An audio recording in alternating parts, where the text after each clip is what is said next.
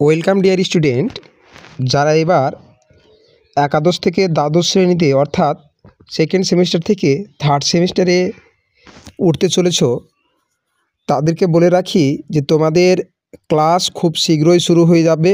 পর্ষদ একটা নির্দেশিকা ইতিমধ্যে দিয়ে দিয়েছে এবং এটাও তারা দিয়ে দিয়েছে কোন বইগুলো তারা অনুমোদন দিয়েছে। তো আমি আলোচনা করব ভূগোলের কোন কোন বইগুলো সংসদ অনুমোদন করেছে, সেই সমস্ত বিষয় নিয়ে আলোচনা করব এবং কোন বইগুলো পড়লে তোমরা খুব উপকৃত হবে সেই বিষয়গুলো নিয়ে আলোচনা করব।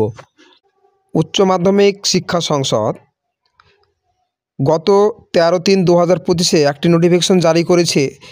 বিভিন্ন ইনস্টিটিউশনের যে হেড রয়েছে অর্থাৎ প্রধান শিক্ষক রয়েছে তাদের উদ্দেশ্যে বেশ কিছু নির্দেশিকা জারি করেছে।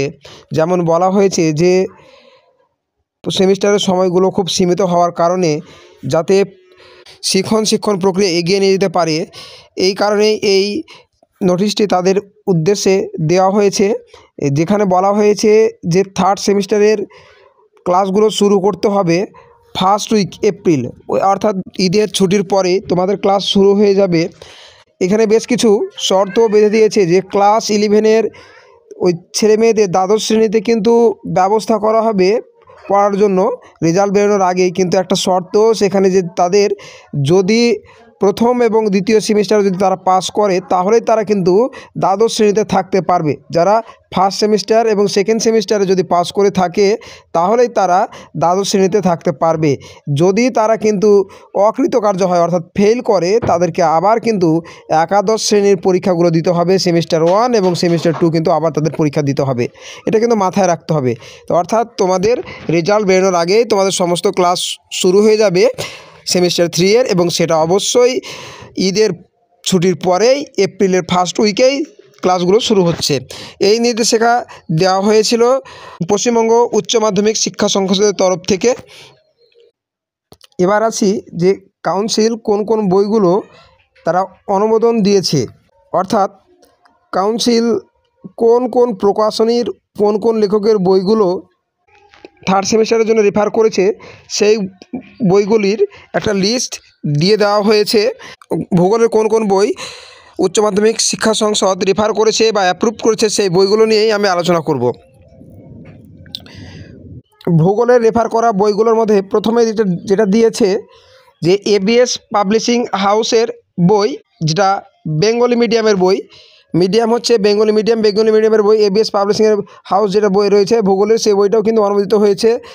এরপরে দ্য একাডেমি পাবলিশারের যে বাংলা মাধ্যমের বই সেটাও পর্ষদ অনুমোদন দিয়েছে।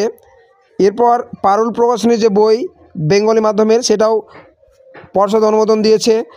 বিবি কুণ্ডু অ্যান্ড গ্র্যান্ডসন যেটা আছে বিবি কুণ্ডু গ্র্যান্ডসন্স, সেই বইটাও বাংলা মাধ্যমের যে বইটা রয়েছে ভূগোলের সেই বইটাও কিন্তু অনুমোদন করেছে। ভূগোলের যে প্রান্তিক প্রকাশনীর বই বাংলা মাধ্যমের সেটাও অনুমোদন করেছে। এই ছিল ভূগোলের অনুমোদিত কতগুলো বই। মাত্র কয়েকটা পাবলিশারের বই অনুমোদন করেছে, যেখানে দেখা যাচ্ছে মাত্র 5টা পাবলিশারের বই এখানে অনুমোদিত রয়েছে, কিন্তু তা সত্ত্বে বহু বই কিন্তু বাজারে ভালো ভালো বই আছে, সেই বইগুলো তোমরা নিতে পারো। এবার আসবো যে কোন বইটা সবচেয়ে ভালো। বর্তমানে বিভিন্ন রাইটারের বই খুব ভালো ভালো বই, যেখানে বিভিন্ন তথ্যবহুল বই থাকে, সেই বইগুলো তোমরা কিনে নিতে পারো। রায়ান মার্টিনের হোক কিংবা সমুদ্র মোদকের হোক, ছায়া প্রকাশনের বইগুলো খুব ভালো বই। এই বইগুলো তোমরা নিঃসন্দেহ নিতে পারো। যদি কোথাও ত্রুটি থাকে সেই বিষয়গুলো নিয়ে আমি পরবর্তীতে আলোচনা করব। এখনও সম্পূর্ণ বই আমরা হাতে পাইনি, বইগুলো যাচাই বাছাই করার পরেই এই বইগুলোর কোথায় কোনটা ভুল ত্রুটি রয়েছে সেগুলো নিয়ে আলোচনা করব। কিন্তু নিঃসন্দেহে রায়ান মার্টিনের বই কিংবা ছায়ার বই কিংবা সমুদ্র মোদকের বই তোমরা কিনতে পারো। এগুলো নিঃসন্দেহে ভালো বই, তথ্যে ভরপুর বই। এর মধ্যে যে রায়ান মার্টিনের যে বইটা রয়েছে সেখানে বইয়ের সঙ্গে একটা 60-60 দেওয়া হয়, যেখানে শর্ট কোশ্চেন থাকে, এমসিকিউ প্রশ্নগুলো থাকবে, বিস্তারিতভাবে প্রচুর প্রশ্ন থাকে। তো তোমরা যে কোনো একটা নিয়ে নেবে, তারপরে যদি কোথাও বইয়ের ত্রুটি থাকে সেগুলো নিয়ে আলোচনা করব এবং সঠিক যে তথ্যটা আছে সেগুলো কিন্তু দিয়ে দেব পরবর্তীতে, যাতে কোনো তোমাদের সমস্যা না হয়।